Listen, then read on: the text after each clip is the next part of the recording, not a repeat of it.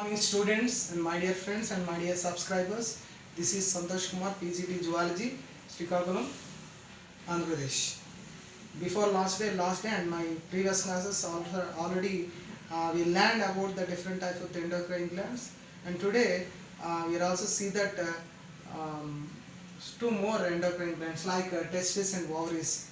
Testes and ovaries are the major kinds of the endocrine organs or cytogenic organs. Its presence in the male and female. So once we see that testis is a major endocrine organ, endocrine gland. It is also called as a cytogenic organ. Once we see that location, its presence in the scrotal sac outside body, okay, in the abdomen, okay, scrotal sac outside abdomen in the male. Okay, we know that cytogenic organ, they produce both sperms and hormones. Generally we have to see that only one pair of testicles presents in the scrotal sac, which contains the numerous number of tubules. These are called seminiferous tubules. The seminiferous tubules contains seminiferous spaces. Seminiferous spaces. Okay, the seminiferous tubules contains seminiferous tubular spaces. These tubular spaces contains the cells that is called Leydig cells. These Leydig cells are the structural and functional organs of the reproductive organ testis of the male. It's called Leydig cells. These Leydig cells to produce the major androgen sex hormone that is called testosterone. Okay, this testosterone controls the male sexual behavior, and it's develop the secondary sexual characters in male organisms: muscular development, muscle development, development of hair and low pitch voice, okay, mustache and beard also developed in the male organisms. Some type of in some conditions this testosterone is not find in the male organism. They are not show the secondary sexual character in the male. Such a condition called anoncium character. Okay, that is about the testes and the hormone. Whatever it may be, they controls the testosterone control the normal sex behavior of male organism. They produced at the puberty age 12 to 13 years at reach, okay, male organisms.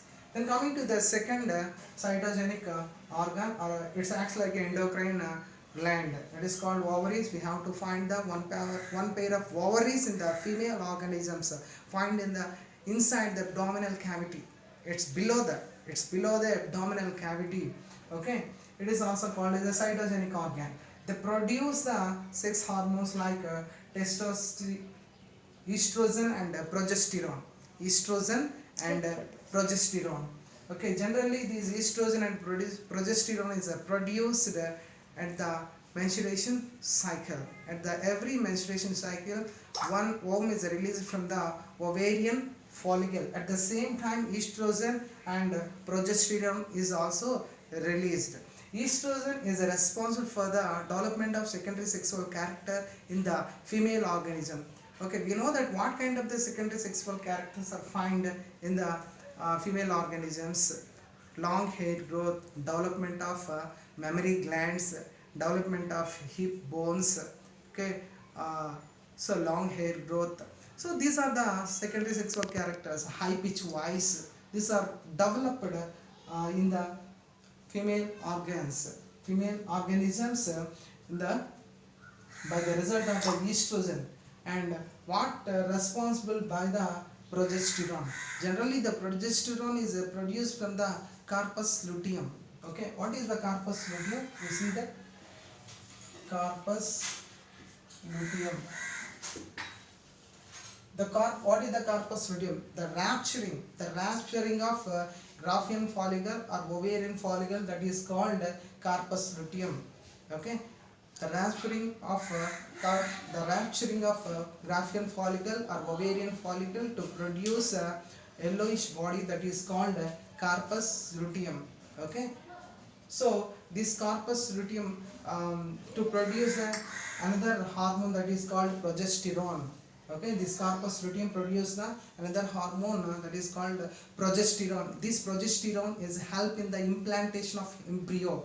What is the implantation of embryo? After formation of zygote, this blastocyst is a migrate from the fallopian tubes to the wall of uterus. Then it is attached or embedded to the wall of uterus. That is called implantation of embryo. It is done in presence of the progesterone. Okay, sometimes implantation of embryos are not occurred because insufficient level of progesterone is released in the some women. That's why normal abortion is occurred in the some women. Okay, so it is also help in the formation of placenta, and after implantation of embryo at the 12th week of pregnancy, the placenta is released in the presence of the progesterone. This placenta is connected to the wall of uterus and growing embryo. Okay, they supplies the oxygen and different types of the nutrients, and they eliminate the waste material from the embryo to the mother. So it is a connective tissue between the wall of uterus and growing embryo, that is called placenta. So placenta is formed by the presence of the progesterone. Okay, so it is a most important sex hormones. Whatever it may be, estrogen is a development the normal sex behavior in the female organisms. Okay, these are all overall about the endocrine gland and the secretion and their functions. And you want more videos from mine as a notification, like, comment and subscribe my channel SK Georgie. Thank you.